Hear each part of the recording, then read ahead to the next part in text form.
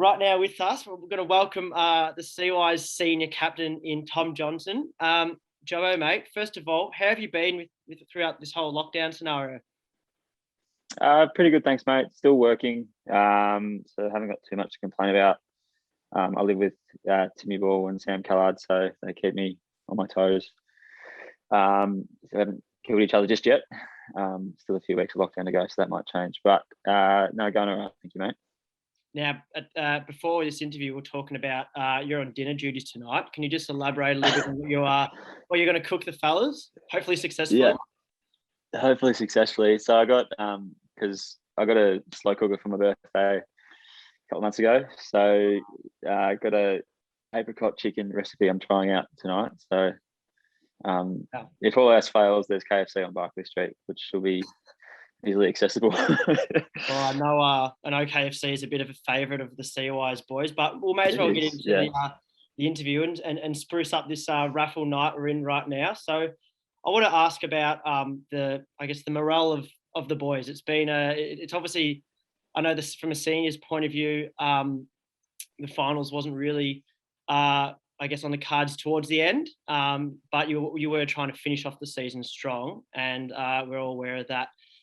So how is the morale of the group? I mean, it was only officially announced by the VAFA that the season's been officially cancelled, but how is the morale of the boys? I know you're getting around them as much as you can virtually and stuff, but how are they? Yeah, it was hard because we obviously, with a bit of a younger group than what we had in 2019, we were slowly starting to build some momentum and find our identity within Premier B.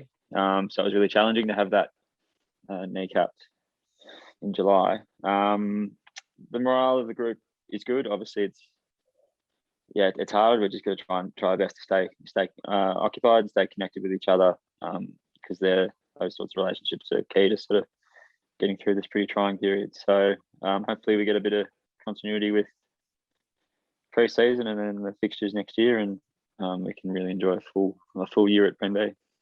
And do you have a highlight of this season? Although it hasn't panned out like any of us wanted it to, but was there something that that jumps to mind? Probably our first win, I'd say. Playing DLR, freshly come down from Prem A.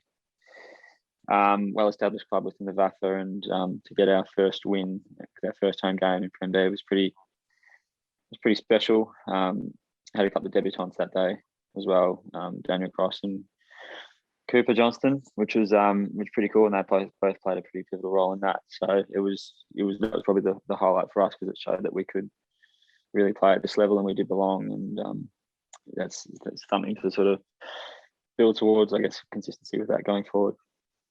And although now we're on our off season, but I'm sure there will be a focus heading into 2022. What do you want, I guess, to improve on as a group, as a squad, heading into the new season next year? I think I just alluded to it previously, but probably just some consistency with that. Like, as I said, we showed that we can take it up to these big, well-established clubs, but it's just about playing. It's a cliche, but playing four quarters. There's a couple of games throughout the year that we lapsed for 5-10 minutes, and it cost us dearly. So we could well and truly have been within the four, even at the end of this year, round 11. There's probably 3 games that we should have won, but we didn't, and that is hopefully a learning curve for everyone going forward into 2022. And it is we've seen a few send-offs over the past week. It's been all pretty heavy. I'm sure the emotions are high, and our reserves coach Cameron Oates will depart from his role, and we say thanks to him. He's done an absolutely amazing job. And as to that, as well as Matthew Montebello, our senior coach, both men are premiership coaches and CY's guys forever. Just a word on Monty. I know it's always an amazing a relationship with the senior coach and the captain. Just a word on Monty from your end, please. Well, his resume speaks for itself, really.